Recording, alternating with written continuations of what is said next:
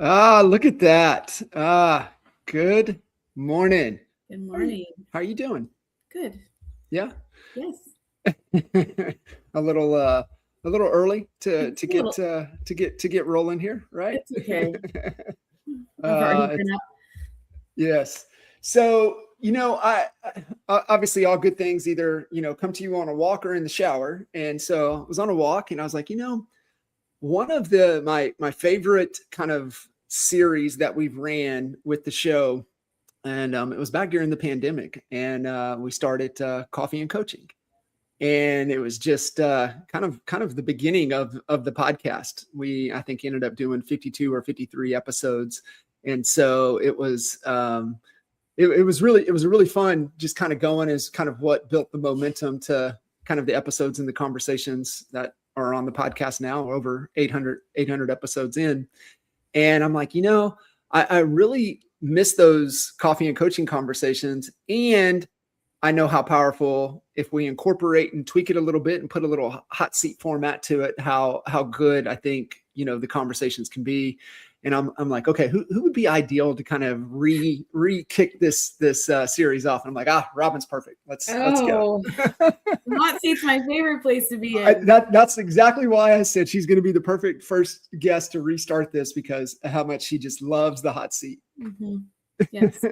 So in kind of keeping the hot seat tradition and format, let's kind of kick things off. Give a little bit of kind of origin story, kind of your story, real estate, leading into, you've had a tremendous amount of growth over the last couple of years. And so I think your story of just evolution and growth in a short amount of time is really cool and really inspiring. Yeah. So I started in real estate in 2004. Kind of just as an extra way to, I was just right out of high school. My uncle had a very successful team in Cincinnati and kind of started there. And when I say I started at the bottom, I really did. I was answering phones on the weekend, and I was, setting showings and faxing paperwork and just doing odds and ends stuff. And over the course of all of these years, it's 22 years later. So every aspect of that business I learned. He mentored me. And in 2010, I got licensed, and I still did a lot of back end admin work. And I really enjoyed that. Just organization, systems, things like that. I do like that stuff.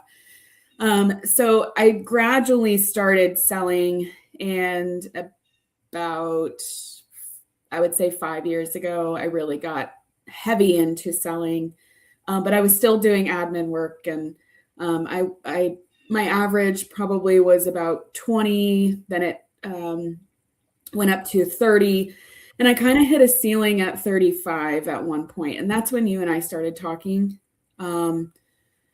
And last year I did 76. So, grew that a lot, but I did step out of all of the admin stuff and really just focused on selling.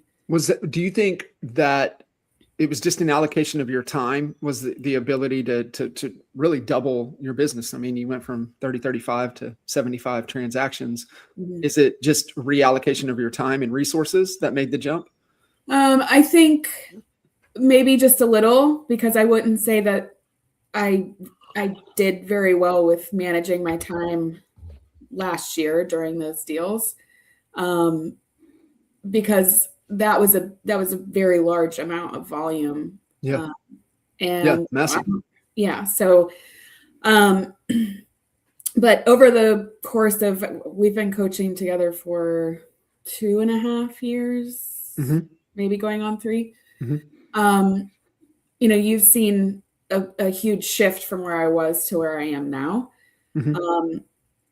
I would say too that without having kind of that admin job or that admin backing that I once had, I had to get out there and just pound the pavement and do those deals. So was it maybe kind of got a little comfortable, got a little bit of, hey, we're good financially, we're good. So there's no reason to, step on the gas a little bit harder.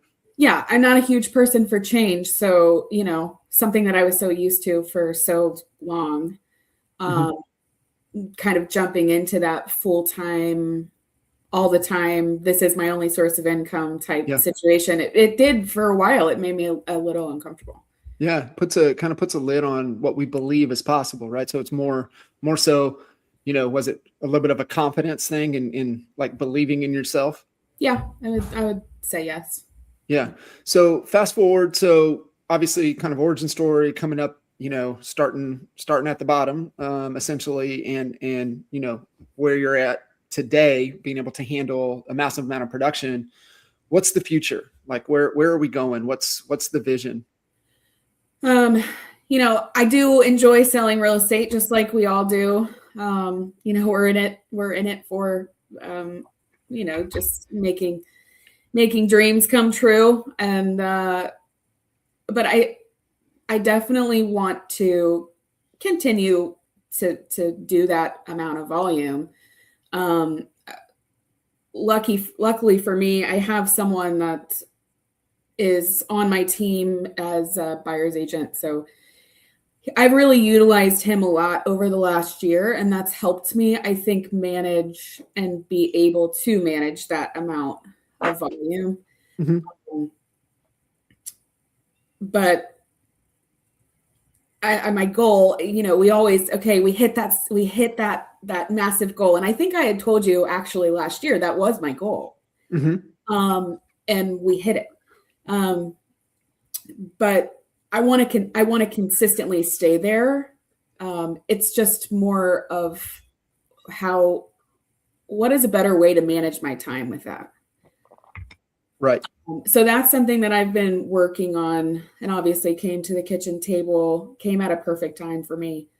And just everything that we were doing and looking at, it all just kept pointing back to time. Is the future, continue to grow revenue? Is it you slinging, 75 to 100 deals a year? Like what's the goal?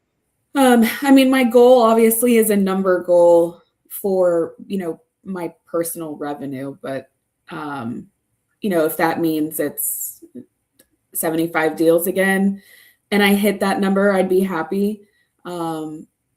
If it's 40 deals and I hit that number, I'd be happy with that too. I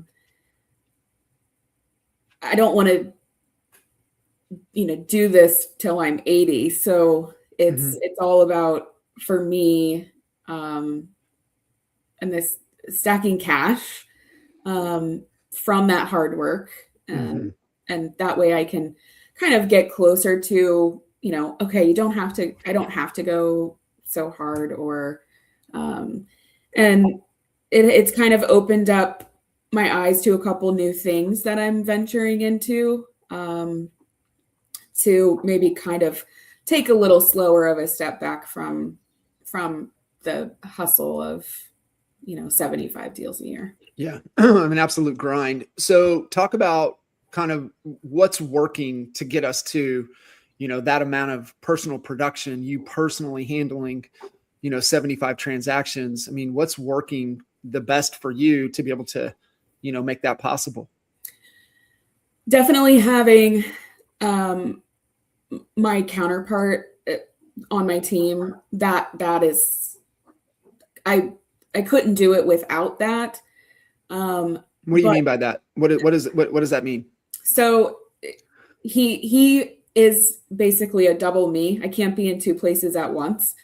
So like I very much lean into listing sides more than buying sides. So having him, I can kind of move him towards that buying side a little bit more. I can still, I'm still handling the transactions. I'm still negotiating. He's just helping me get people into these homes, and I trust him with, all right, giving me kind of a full report back, but it saves me a lot of time. I'm because again, I'm mainly listing heavy, and Sure. I have to I have to be personally present for that. So Right. And I think this is a good, for folks, the lesson here is if you value your time and you want to hit a certain revenue goal, you have to start looking at what pieces of business kind of play into the time constraint. And there's nothing that's going to give you more leverage and more return on your time than motivated sellers. That's just like, I will die on this hill, right? That it is desperate motivated sellers is the greatest return on your time when it comes to working with buyers and sellers. It's not even close.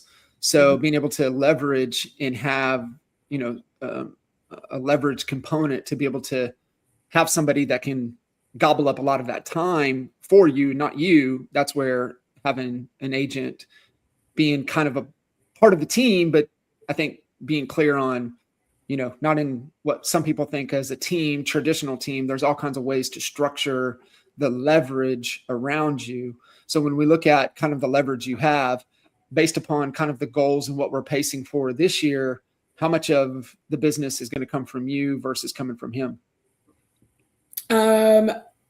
I mean, all of the business is going to obviously come from me, but as far as like buyer and seller, we're probably looking at 70% listing side to 30% buying side.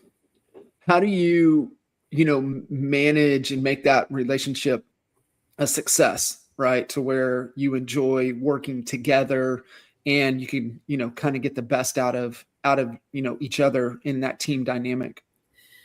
So, I compensate him in multiple different ways. Whether it's paying per door or if he has been spending a lot of time with a particular client and I have needed him to write the contract because I'm in the car or I'm doing, I just can't get to it. I'll make the calls and I'll talk to the co-op agent, but he can do kind of all of the legwork. If that's the case, then I will typically bring him into the actual deal and compensate him a little bit more. And that seems to work for us. I don't know that would work for everybody. I think I would say that we have a structure, but it's kind of deal dependent. So it just seems to work for us. So do you have like a menu of the compensation packages, or is it just kind of dependent upon the situation, or do you got something pretty structured? Dependent on the situation. And he's the only one that I offer this to. He's the only one that I do this with. Of course, if he's not available, I do within my organization, I do have other people I can count on too if I really got in a pinch, but he's kind of like my lifeline. So yeah. Like when you look at kind of setting the agreement and the standards, like what's that agreement when you have a team member of, hey, this is kind of the standard, this is how we handle things, this is success. What does that look like, in this dynamic? We obviously have a very loose, agreement. And again, it's all very dependent, but I would say we always discuss, like I definitely always ask him, how are you feeling? He's shown this person 50 houses. At that point, it doesn't make sense for me to pay him $50 per door. Sure. So we kind of cap it at 10. So if it's more than 10 doors, then he gets brought on to that deal, no matter what. Gotcha. So is the structure a little more loose because it's more your style or it's more his availability? Probably a little bit of both. Gotcha. But it's more my style. We set a number for that per door. And, we frequently go back to that and make sure, hey, is that still a good, is that still acceptable? And, I check in with him quite a bit, because he is very valuable to me. Mm-hmm. So, I just need to make sure that he remains, happy, and not overloading him. When I was just recently out of town for 10 days, and, he was here for me those whole 10 days. And he was busy.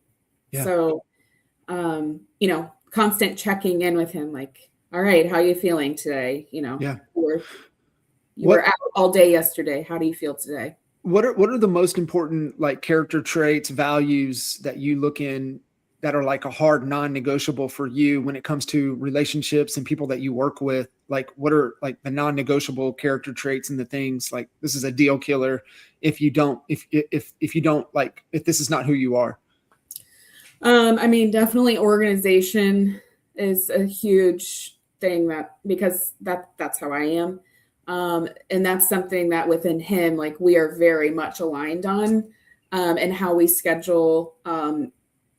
Also just the social aspect of being with clients and being able to talk to them, keep them calm, because not everything is easy peasy. Mm-hmm. But and work ethic too. Yeah. You can easily see that. And he's been with me long enough that I can see that in him. And I saw that right away, which is why I feel like I put so much time into him, and mentoring him, and, teaching him just the same way that I was taught, on how to do real estate. Yeah. And he picked up on that very quickly. Gotcha. Is that something, kind of common, that you see even with admin support, other business relationships? I mean, those are kind of the non-negotiables that you look for any type of relationship. Yeah. And consistency. Yeah. How, especially in this business, right? With the ebbs and flows. As in, consistency of just how clients are handled, always, being available, because we don't have a set schedule. So, I don't know. With him, I do know I have, support there. So it takes a lot of stress off of me, which is the goal of where I'm trying to head. Yeah, absolutely. So, shifting to kind of the final piece of the hot seat, right? You want that a little bit of a kind of a backstory, a little bit of an origin story, a little bit of kind of where we're at, what's the team dynamic structure, where are we going, what are we excited about in the future, what's working well, what's got us up to this point, what are we excited about moving into the future, and then that third and final part, right? That really kind of makes it the hot seat format is, the biggest rock in your shoe. What's the biggest bottleneck? What's the biggest constraint? We operate under theory of constraints. That's just how we look at everything out ahead of us. Once we have our goals and our targets, what's the constraint that's slowing us down from getting there? And, there's a lot of value and benefits from hot seat formats. We always say, the preparation and thinking about kind of the format is the most valuable piece, right? Because you're thinking through, you're reflecting, and it gives us a level of awareness, right? Like a fish doesn't know it's in water until it's not in water, and it's like, oh snap, what is this? So it's that level of awareness going through the process. But when we operate under theory of constraints, there's only a couple major constraints, right? It's going to be in the attraction, traffic, consistent leads. There's your word, consistency. Then it's going to be in a conversion component, right? You have attraction, leads, then you got consistent conversion, consistent sales, right? That's happening. And then there's the consistency in fulfilling the promise, right? We know a lot of marketers, especially, that are great at making promises, but marketing is also about keeping promises and being able to get results, because that's all people want. And the track record, your production speaks for itself, right? I mean, as a solo agent, doing north of 50 transactions, let alone 75 and pushing, is absolutely remarkable as a solo agent. And so it's consistency in the results. Then you've got like a retention piece where you're keeping clients, and then, referrals, right? What are we consistently doing to be able to attract referrals back into the business? So somewhere in our business and our life, there's a constraint. And so that's essentially kind of what we do is we build little flashlights to be able to find where the constraint is. And then once we find it, we can shine a light on it, because what we reveal, we can heal. And that's the power of going through the hot seat format, and is really identifying that bottleneck. So for you, kind of going through this process, like, where is the current bottleneck for you right now? This is always a really hard question for me, because I have consistency. I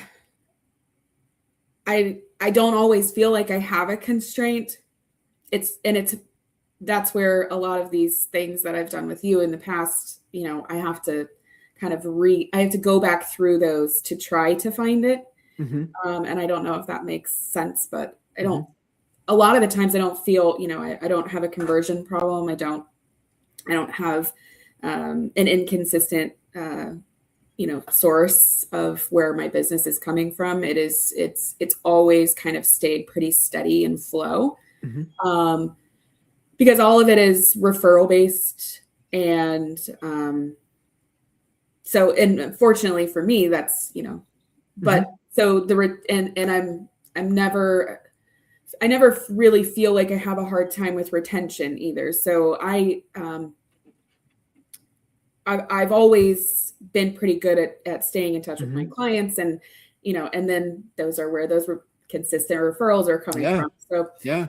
But I would say if I had a constraint right now, it is that with my agent on the team, I do feel a little inconsistent there with keeping him full of buyers. Mm-hmm. That market is pretty quiet right now. So maybe that is where I have the bottleneck, just keeping him busy enough on that side, because that is the only side that he does. Mm-hmm. So I would say that. And when I was at kitchen table looking at all of this, like I said, everything just kept pointing to time. So, I'm a mom. I have a 7-year-old daughter, and real estate's hard in that regard, just because you have to be ready to go all of the time. But I'm really trying to time block and help myself with being better at that. Mm-hmm. And so I would say, like, personally, that's probably a bottleneck for me. Yeah, it is for a lot of folks. So when you think about kind of like what we talked about, theory of constraints, that typically comes in secondary to what is the main objective. And within our business, there's only 3 objectives. We either want more revenue, we want more profit, or we want more freedom. And you say, okay, well, revenue and profit, aren't those the same? And it's like, no, they are different, in that sometimes we've got good revenue, but maybe our expenses are bloated a little bit. Maybe we've got things on the P&L that are not, producing, giving us a return. And maybe we just lost sight. So maybe we need to play defense a little bit and just clean up some of the things that are going out that are not working. Mm-hmm. And just by making those adjustments and maintaining the revenue, there's going to be more profit. And then you go, well, coach, like, I mean, my expenses are locked in. I don't really have any bloat. Everything we're spending is working. And so, okay, well, then we need more revenue. So what are all of the plays that we can run to drive more revenue? And then that third one is like, hey, we're good. We're on pace. We're hitting our targets. We're hitting our profitability targets. We're actually ahead of, we actually are more profitable. But my freedom is gone. I want more freedom. Mm-hmm. Okay, great. So sometimes we have to invest for more freedom and invest in leverage or invest in wealth vehicles that are going to kick off a revenue that we're not trading time for dollars. That can drive revenue, but also is giving us more freedom because maybe we only have to do 42 deals instead of 73 to hit our financial goals. That gives us more time. You already made the shift to I am a dominant listing expert, right? Like you have that belief in yourself that you dominate the listing side. And the reason I dominate the listing side is because it gives me the greatest return on my time working in this business. There's nothing that's going to give me a greater time. So sometimes we look at, think of theory of constraints, sometimes in a bad light, right? Oh, it's a bottleneck. It's slowing us down. And it could just be, no, I just want more time. Everything's working well. I want more time. And then it's like, okay, well, what's the trade-off for that time that you want to get back? And you've already done it, right? An example is bringing somebody in to help the time-consuming activities, be it showing buyers, typically is the time-consuming activity in this business. You've already got administrative support. So it's starting to look at the leverage piece is probably the biggest piece for you right now in being able to get more time. So when we think about the time allocation, then that's where we start looking at, okay, do we know exactly our conversion metrics? Do we exactly know, how many clients we need to hit our goal? And what are all the ways to increase that average ticket price so that we can we can shed some deals, right? So what I mean by that is, are you charging a wage? Are you charging a fee that is in alignment to the value you provide and the problems you solve, right? So hold tight on your, commission, hold tight on your transaction fees, and then being a little more intentional on that average sales price, right? Especially in tough markets, where are the properties moving?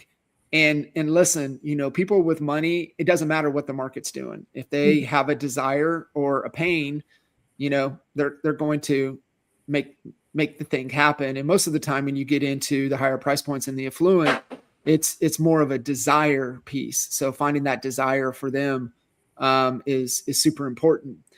So I think it's just thinking through all of the leverage points for you to be able to get more freedom. How disciplined are you being and how structured are you being in your calendar? Do you know exactly how many new clients you need to bring on each month? Do you know exactly how many appointments you need to go on each month in order to hit your goals? That's where we have to start, right? So once the P&L always tells the story, but we've got good revenue, we've got good profits. And for you, you're just fighting. Your biggest constraint is time. I want more time. Yeah. And and to that, really, even though I have a person, that helps me a ton, looking into a VA to take something else away and to take something else and get that off my plate, which is social media. So, and as I mentioned, like I am venturing into something that brings me joy and has brought me joy with another colleague and friend of mine, and very excited about that. So having the agent, working towards getting this VA for the social aspect of that, because it's really just not my thing. And it does take a lot of time. Yeah. So again, everything was always pointing back to that time, and so that I can dive into another piece of essentially real estate, but a little slower paced. And that, it's not going to make me what a listing commission will, but, and I'll consistently stay, doing that, but just something to take me away a little bit and put me into a different aspect. Mm-hmm. So the VA thing is I've always thought about it. Obviously we've talked about it a lot. Mm-hmm. And it's kind of evolved now that we have, over the course of the last year, you and I, while coaching, have really honed in on what I'm looking for. Yeah. So it's kind of all coming full circle at this point, but that's my next move. Mm-hmm. Yeah, it is. And I think that's a great lesson, is looking at where your time's going and things that you're doing that, you should have no business doing, right? What are the things that should come off my plate that's time consuming, that, I'm C- at best, right? If I even pull this off, I'm going to get a C- at best grade. Probably don't need to be doing it to be able to, get a greater return on your time. And for you, it's just, how can I shed some hours and still maintain, the production and the revenue? So we got to do it through leverage. And obviously the audit that we go through is you got to audit your calendar, audit your time. Where's that time being spent? And then, the kind of the filter that we run it through is like, okay, can AI help us with this? Can a VA help us with this? Can a VA and AI help us with this? Do we need somebody fractional, or do we need somebody full-time, right? That's the filter and the order that you run decisions through. And for you, you're like, let's go VA. We're going to arm them with AI, and they're going to be able to, 10x the amount of output that I was doing, because that's what their focus is. Mm-hmm. I think the other lesson, for you, and we're talking about getting more freedom and the decision of what so adamant about with our real estate business is that your business is never going to be worth anything that's going to be able to sell, right? It's never really going to be a very sellable asset. You can maybe do a referral kickoff on your database, for a period of time, but you really don't have, you're not going to get a 7-8 figure payday on your real estate business. 99.9% of people, it's never going to happen. So if that's true, then how do you utilize this vehicle to unlock other opportunities? We talk about, real estate investments, right? Flips, rentals, multifamily stuff that you get a little bit of insider knowledge. But the other component that, like, I just push on people that to really be thinking about, but it's always about the who, is other ancillary businesses that the real estate industry feeds, right? We feed, title, we feed mortgage, we feed insurance companies, we feed all of these other businesses. We should be getting something in return. And one of the components of a value add is also the staging side of things. And that's, the avenue that you're going down. And I would just caution anybody, kicking off and starting these other businesses, you just got to find a who. It's always about finding the who to be able to align with. And then once you have that who, then game on. Mm-hmm. You've done that really well. And I'm really excited about that new adventure that you guys are, going down, that your real estate businesses are going to feed. And it just makes sense. So that's another, kind of something for folks to be thinking about is, I'm feeding these other companies. How can I get, a piece of that pie? Mm-hmm. Yeah. Yeah. Good stuff. So how was the hot seat? I've watched a lot of these, and the whole time I'm sitting here, I'm like, oh my gosh, this is so bad. I'm not, I just am not, you've seen me in the flesh right in front of you doing it. I think my whole body was shaking the whole time. And it's still not easy on a Zoom, but, I think I may not have certain things that other agents have or what they do in their business. I just know what works for me.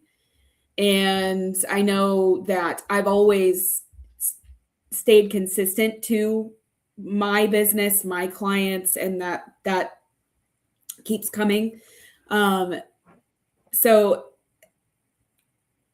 going from where I started to where I am now is a huge jump. And like I had said, just coaching with you, you have seen so much change in that time.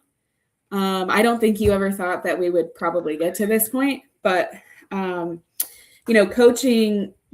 with you it's changed my business, and it's changed my life. So and even more so in the last 8 months, 9 months, probably. Yeah. It takes getting to a point to where you have some proof for yourself, right? And that's where you start to see the wins yourself, and that's where the confidence builds.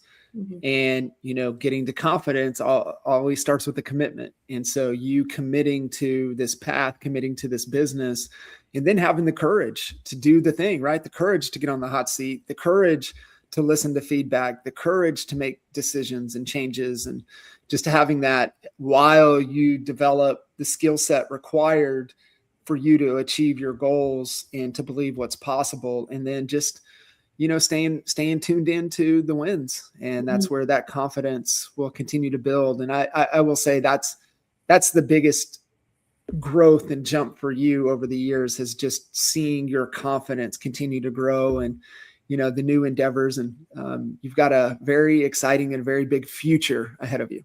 Mm-hmm. Yeah. Yeah. Awesome. Thanks for having me. You got it. And you crushed it. Appreciate you stepping into the hot seat. And I know excited to kick off the Coffee and Coaching series again. So I can't thank you enough. You guys out there, listening in, if you got any feedback or anything for Robyn, be sure to connect or throw your feedback or comments wherever you're catching this episode. And we'll see you the next time on Coffee and Coaching. Robyn, thank you. Appreciate you. Thanks. Bye. See you. Bye.